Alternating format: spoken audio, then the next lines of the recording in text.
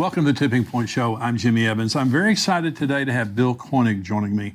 I've mentioned his book, Eye to Eye, on the show many times, and we're going to be talking about it today. Bill is a journalist, and he served as a White House correspondent in 2001 and 2002.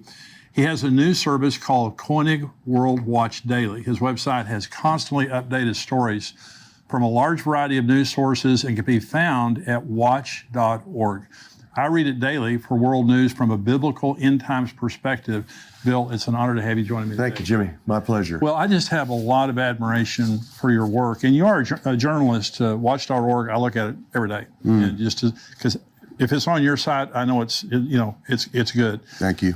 And you have on there a really good end times perspective of what's important and what's going on. Your book, Eye to Eye. Now, this is the book here.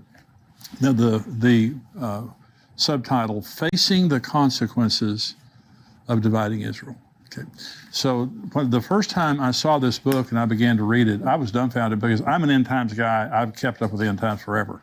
I had no idea that there were this many events that had happened in the United States as a direct result of our foreign policy toward Israel. Why don't you talk about that just a minute?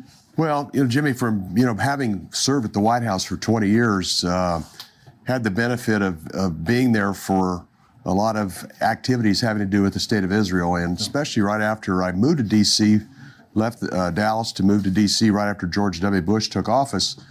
And I continued to notice that when we would have meetings with the Israeli leaders or the Palestinian officials, we would have something major happen in the United States the same day or within 24 hours. And myself and David Dolan and a few other people had watched this. John McTernan had written something about it. And so we started connecting the dots and had the opportunity in early 2001 to write Israel, the Blessing or the Curse. It's out of print. This book, Eye to Eye, took over from where I left off there. And I was amazed just through the research from what I'd seen and what I saw previous to that. 1991, October 1991, George Bush's father is in Madrid, Spain, calling on Israel to give back land they obtained in the Six-Day War. And at the very time he's at a podium in Madrid, Spain, calling for this, the perfect storm was sending 30-foot waves into his home in Kennebunkport, Maine. It wasn't the next day or a week later. It was at that moment he was calling on Israel to give up their covenant land. So I even warned President George W. Bush right after I became a White House correspondent for an incredible period of time and a very biblically important period of time. I warned him, don't touch the land, in 2 letters. And then 9/11 happened. And what happened, Jimmy, 17 days before 9/11, George Bush was working with Crown Prince Abdullah of Saudi Arabia on what was going to be the most comprehensive address ever given to the UN in September. And on 9/10, the work was done. It was going to call for the division of Jerusalem, the fulfillment of the UN resolutions 242, 338, and 2 states. Something his dad or Bill Clinton would never have done. Never have done that. But 9/10, the work was completed. Prince Bandar from Saudi Arabia, who had worked actively on the peace deal, was celebrating in his mansion in McLean, Virginia. And then he woke up the next day to the horrific incidents of 9/11, the World Trade Center and the Pentagon. And one other thing here, Jimmy, the Lord reminded me that he did not produce the evil of 9/11, but he didn't stop them. That's right. Well, and Jonathan Cahn, who we've had on the show here many times, he just says, God takes down your defenses. The Harbinger, his book, The Harbinger, Absolutely. Talking about what happened to Israel. What happened here is God's not making it happen; He's just allowing it to happen but there's a direct cause-effect relationship between our foreign policy toward Israel and what happens. And these are many times, if not most of the time, historic natural disasters. Certainly 9/11, but natural disaster, and we're going to talk about Ian here in just a little bit. When you talk about 30-foot waves at Kennebunkport while he's making the speech, and it was a freak storm. Totally. And that's why it was called the perfect storm, because you had a bunch of things that had to happen that produced the perfect storm. And rather than going from west to east, it was going from east to west, which is totally an unusual event, meteorological event, and that's why it was coined the word perfect storm. So in your book, you have, 120-something? 126. 126 specific examples. And I encourage anybody, if you're a skeptic, get the book. You won't be a skeptic anymore. You can't make this stuff up. This was in the news. Give some other examples of the cause and effect of foreign policy toward Israel and natural disasters in America. Well, I think one event that everybody remembers is Katrina. It was on the front page of the newspapers in Washington for 34 straight days, whether it was the Washington Post, Washington Times, or the Baltimore Sun. This event was so enormous. And what had happened is 9,500 Jews were forced from their home by the Sharon-Bush plan. And within a few hours of the final eviction of Jews that the Lord had put in their heart to occupy this land, a weather-related storm, even a remnant of a storm that was near the Bahamas, developed into a tropical depression, and within 48 hours it was Tropical Storm Katrina, then Hurricane Katrina. And it was devastating. And I had a friend that had been at the White House for quite a few years, 30 years actually, and she said that President George W. Bush never got over the consequences of 9/11 and Hurricane Katrina. That's significant. That's exactly right. So Joel 3, God is saying, I'm going to bring all the nations in judgment. And talking about the Valley of Jehoshaphat, it's talking about the Battle of Armageddon. And it says, because they've scattered my people among the nations and they've divided up my land. And so the premise of your book here is God is angry. God is angry with the United States, not necessarily our viewers, not necessarily you and me, but when we elect presidents, especially in this case presidents, when we elect people whose foreign policy toward Israel allows for the division of the land, allows for the two-state solution. Now, this is true today with our president and the prime minister, the current prime minister of Israel, Lapid. And so let's just get political here for just a minute. Not Democrat, Republican, but helping people to understand the consequences of how they vote. So Israel, if you're walking into a voting booth, the foreign policy is a big issue with you, right? Without a doubt. And one other note, I have 126 events in eye to eye, and then we had about another 12 during President Trump's time in office. And we've had almost $1 trillion worth of weather-related disasters that corresponded to what we were doing with Israel at the time. And even beyond that, Jimmy, 9/11 cost us $6 to $7 trillion. Wow. And the coronavirus cost us $6 to $7 to $8 trillion. And both of those have a connection to what we're doing with the land of Israel. So to phrase this is the God of Israel, as you know, the God of Israel gave Abraham, Isaac, and Jacob the land from the Euphrates to the great river, the river in Egypt. Right. And this is the covenant land of Israel. Israel's never occupied that. No. But as you know, this is his land. It's holy land. And no one has the right to divide or partition, as you mentioned in Joel 3. This land is special. It's God's land. Yeah. And anytime someone attempts to create an Arab state in Judea, Samaria, and East Jerusalem, the biblical heartland of Israel, there are consequences. And I also noticed the greater the pressure on Israel to divide this land, the greater the corresponding catastrophe. No, that's very interesting. So you and I were talking about, of course, I read your book, and now this is the way I think. And so whenever I see a natural disaster, I begin immediately to think. Record setting. Record setting. Okay, right. So there was a couple of years ago, I believe it was in December, a series of tornadoes, the longest tornado in American history. Went through 4 states, and they ended up in Kentucky, did historic damage. At the exact same time, the Biden administration was trying to force the Jews to stop building settlements in East Jerusalem. And we also know through President Biden's recent trip to Jerusalem, he went to East Jerusalem, would not allow Israelis to go with him. He openly declared he's for a two-state solution and for giving East Jerusalem to the Arabs. And so, again, we're going to talk about Ian here in just a minute, but we're seeing historic natural disasters happening still in America directly related to the foreign policy of America. And I might add, Jimmy, because a lot of your audience is very appreciative of all the things that President Trump did for our country and also for Israel. Right. And I had the opportunity recently to interview Ambassador Friedman in Israel, and I mentioned we've never had a more pro-Israel administration. No. Mike Pence, Mike Pompeo, Nikki Haley, John Bolton stood for Israel at the International Criminal Courts.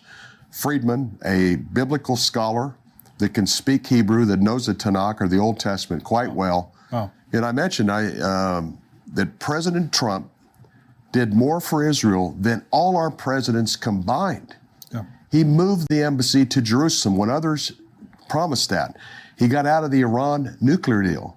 He acknowledged Israel's sovereign right to the Golan Heights, which is critical, as you know, for their defense. Yeah. Secretary of State Pompeo said the settlements are not illegal in Judea and Samaria according to the San Remo Agreement of 1920. Wow. Defending Israel at the International Criminal Courts. We've never had an administration like this. And we tried. We did a lot to try to persuade President Trump not to get involved with the land, to divide the land. Hurricane Harvey was his first supernatural disaster. It hit Houston, or hit the southern part of Texas very strong in Houston.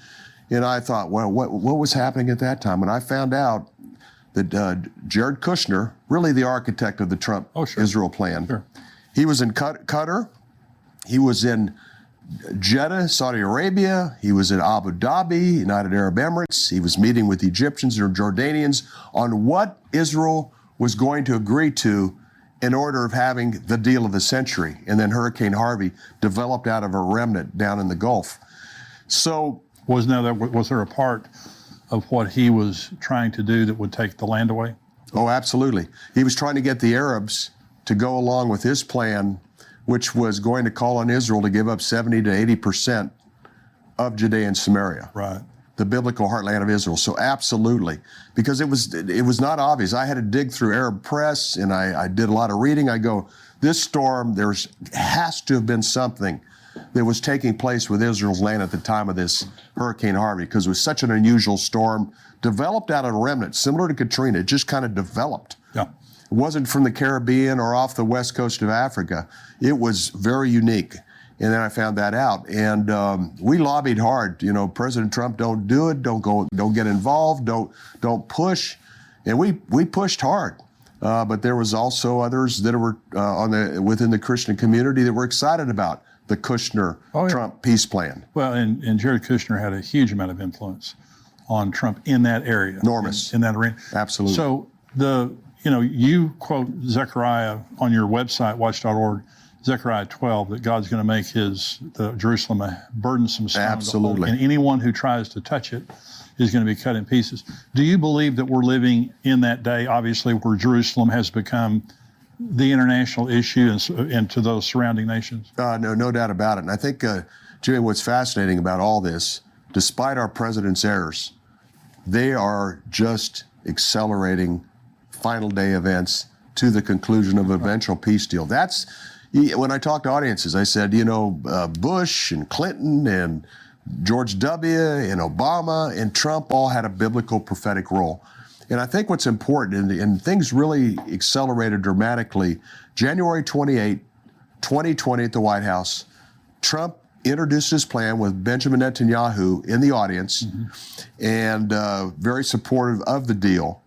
And he came up with a map that there had never been a specific map from the administration that his people put on Twitter. So 76 million people saw this map. And within about 41 minutes of the map being posted on Twitter, we had a 7.7 earthquake shake the Miami financial district.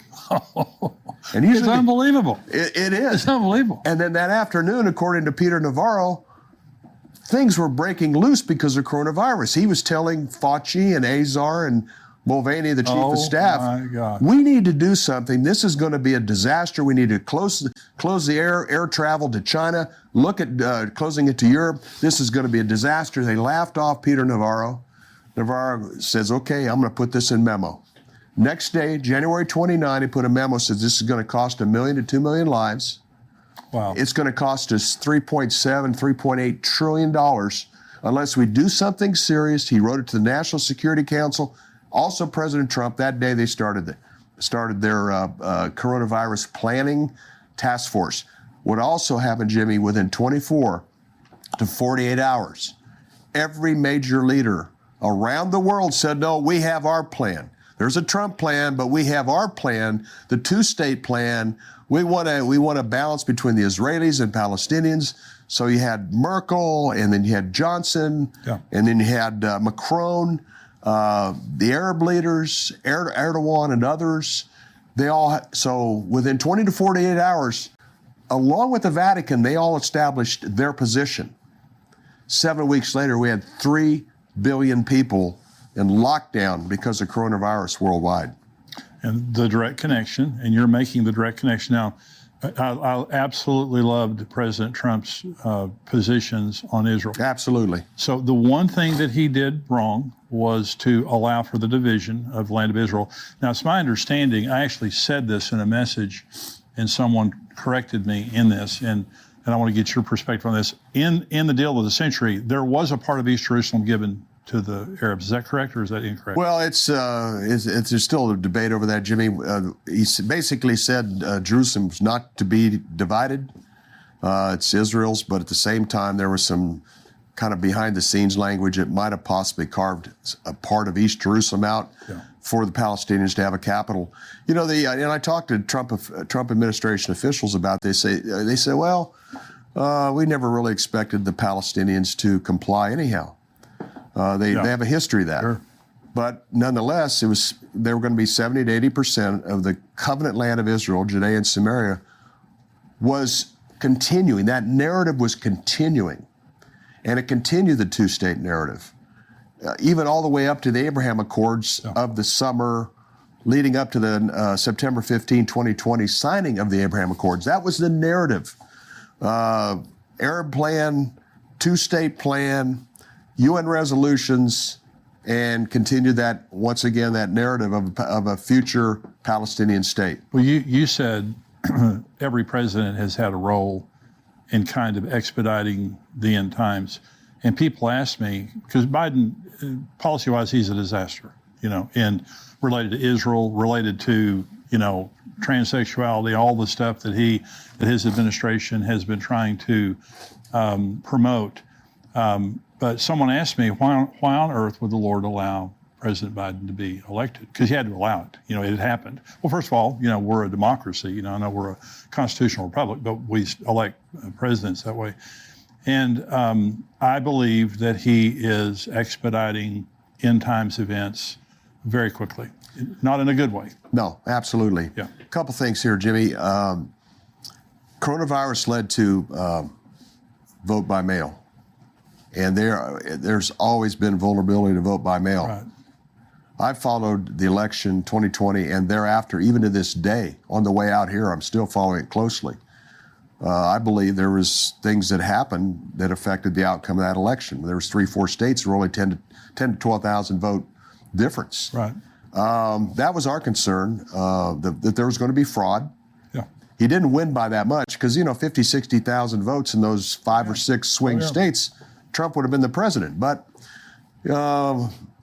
we had the opportunity to warn the administration that this could cost them politically if they went forward with this, and sure enough, it did. Absolutely. And that was a big concern, that if they went forward, it was going to be costly, even to the point that if you go forward, it could cost President Trump re-election. And there's no doubt it had an effect. Also, a quick note here, in the summer of 2020, there were some major record-setting hurricanes that all happened and occurred at the time of effort on the Abraham Accords. When they back off for a week or two, a month, nothing would happen. As soon as they got involved again, more hurricanes. Were they in the Abraham Accords? Were they promising to those Arab nations that there would be a division of the land of Israel? Was that a part of the Abraham Accords? Well, it was basic. What they said was, we'll stop the extension of sovereignty to 134 Jewish communities, which that's what the Arabs and the international community were after. Right. And that was part of the inducement, and that we'll move forward. My problem with the Abraham Accords, it keeps the two-state narrative going. Right. The Arab plan of 2002 was re-mentioned. Right. The UN resolutions 242, 338 were mentioned again. Right. And so that, my opinion, biblically, it's not even my opinion, biblically, Israel has the right to those 134 Jewish communities. Of course they do. Rightful extension of sovereignty. But what happened? We had a very disruptive summer, record-setting hurricanes. We had so many events, disruptive events, that they had to go into the Greek alphabet. It's incredible what was happening. But what's really interesting, September 15, 2020, in a signing ceremony at the White House, you got Netanyahu and the Emirates leader and the Bahraini leader and Trump.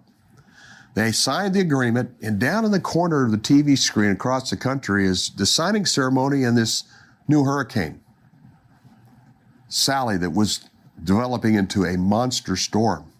So the day of the signing, wow, it's on the screen.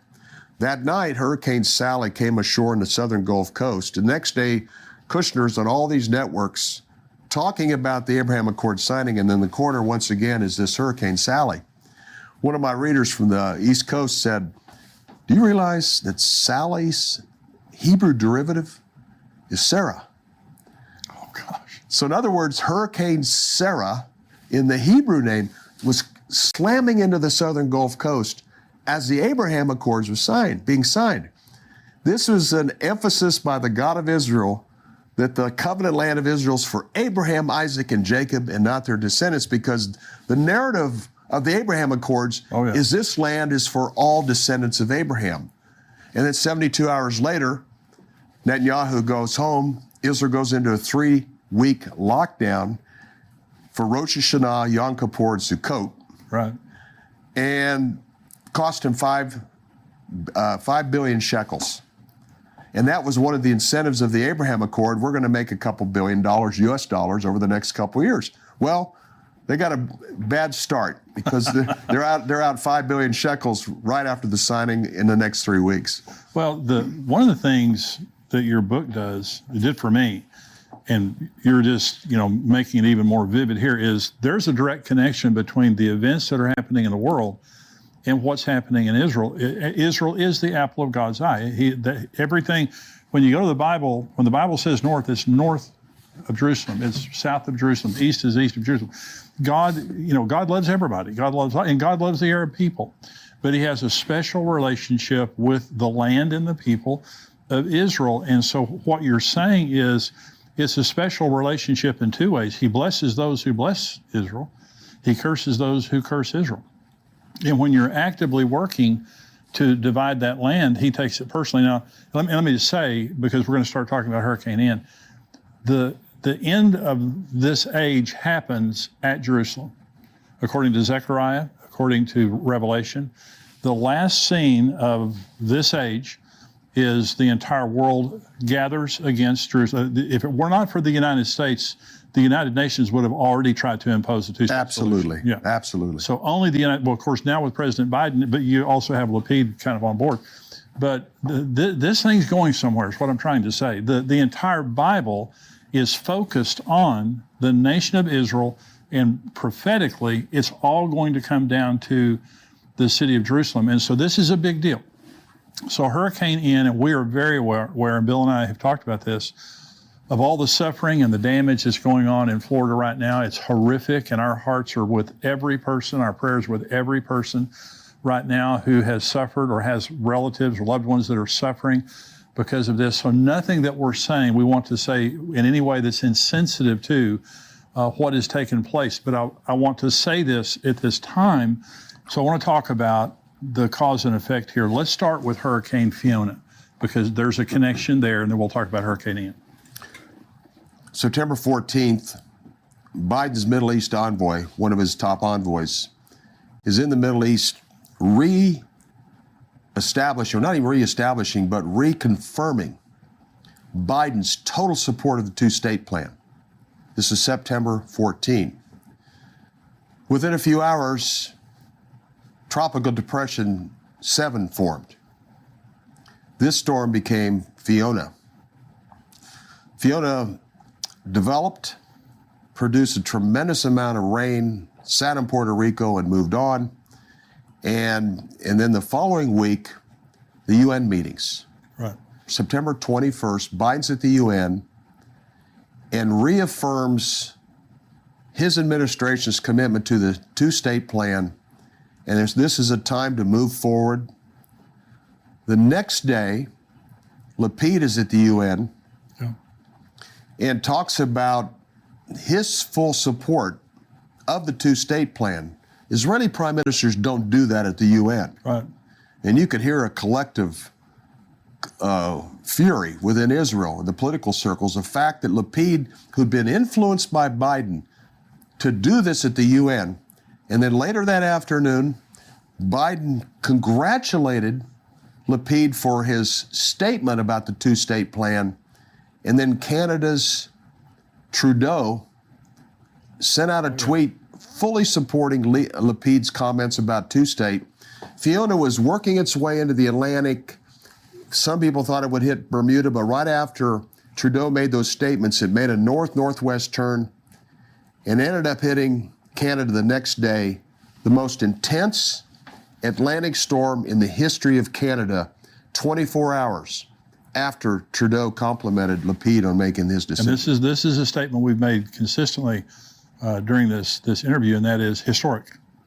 These are historic catastrophes. Key. These are the biggest, Jimmy, these are the biggest events. I mean, the 126 events in eye to eye and the 14 after, these are record-setting events. These are the biggest in U.S. history. And that's what's so key. And I noticed the greater the pressure on Israel to comply, the greater the corresponding catastrophe in America. So, and you're a journalist, and this is why I love your information, is because as a journalist, you observe what's happening and report on it. Start seeing the patterns. You're not a preacher. You're not trying to, take the Bible and, manipulate the facts. These are things that have happened that all the world sees. Okay. The only difference is they don't make the connection related to Israel. So you believe that the United Nations preceded Ian, the formation of Ian. Yeah, between Biden and Lapid's comments, and then Biden's full support to the public of Lapid's comments, early, September 23rd, around 5 a.m. in the morning, Tropical Depression 9 forms. This becomes Ian, and it's never the catastrophe or never the event, the weather-related event, whether it's tornado outbreaks, earthquakes, or hurricanes. It's always an event first, like what Biden did, Lapid did, and then the Tropical Depression forms. Right after. Well, Hurricane Harvey, when it hit, and I have a lot of friends down in that area, and it was just horrific. One of the churches that we're good friends with there, flooded the church, just all the area there.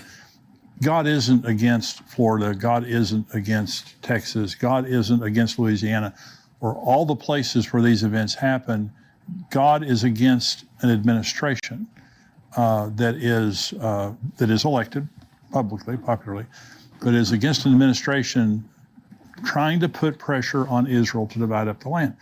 And so when you see the historic nature, the horrific, you're talking about the trillions of dollars that these things have cost, you're getting an idea of how angry God is. God's very angry with these, not the people, the individuals of Florida or Texas or anywhere. He's furious at the spirit that is behind these events, because it's anti-Semitism. It is against the Jews having their homeland and having it peacefully, right? That's exactly right. The biblical heartland of Israel. And I re-emphasize that the God of Israel gave the land to Abraham, Isaac, and Jacob and their descendants to occupy. That's right.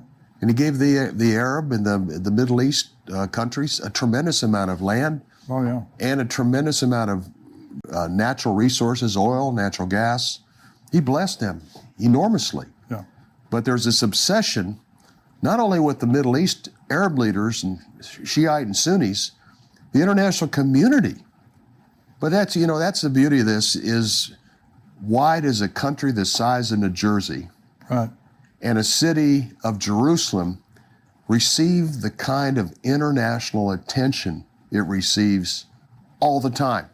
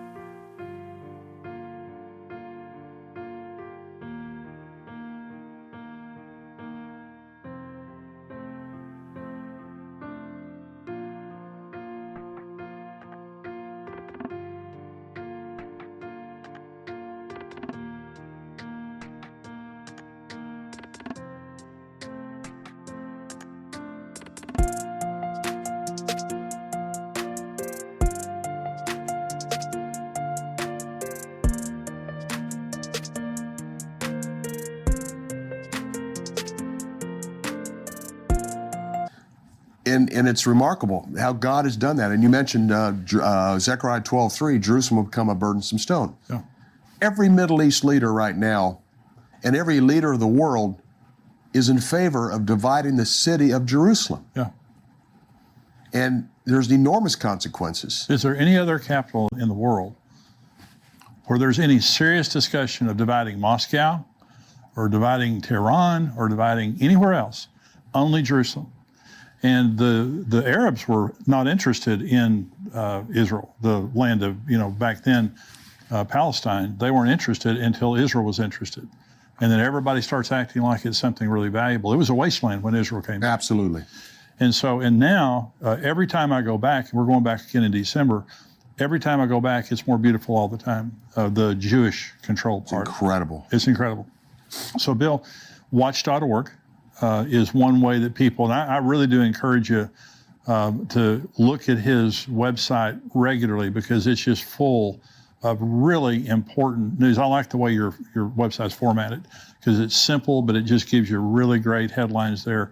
Is there any other way that people need to contact you, or just that watch.org? Yeah, watch.org. And also we're developing a site, reach1billion.com. The site is in place. And the purpose of that is we have 1 billion people worldwide that attend replacement theology churches. Yes, they do. That's 100 million in America.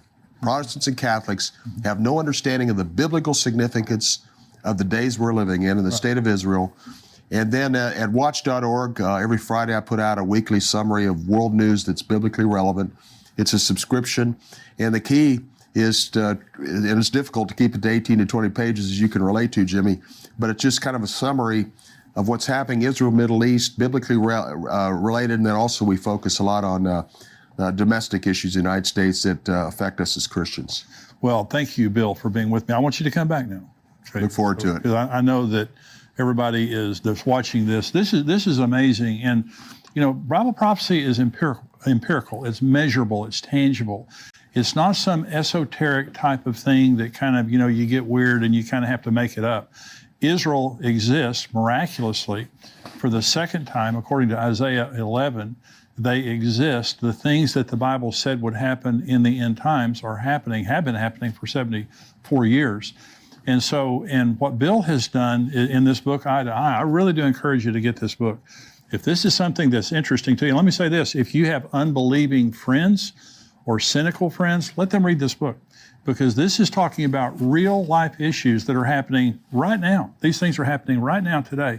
And once you've read this book and listened to Bill it makes you think differently, because when you see these natural disasters that are happening, and then you see what's happening related to Israel, you begin to see there's a direct correlation.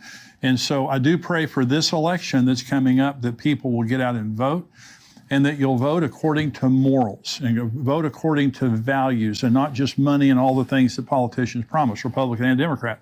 But vote, and when the presidential election comes up, if we're still here, in 2024, we need to remember that the foreign policy of whoever we elect as President of the United States affects every single individual in a very big way.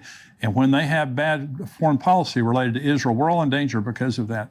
And so, again, Bill, thank you for being with me. We're going to have Bill back again. Now, we have our subscriber-only portion of the program coming up. I'm going to be answering questions that you guys, the subscribers, have written in. If you're not a subscriber, endtimes.com is where you can go.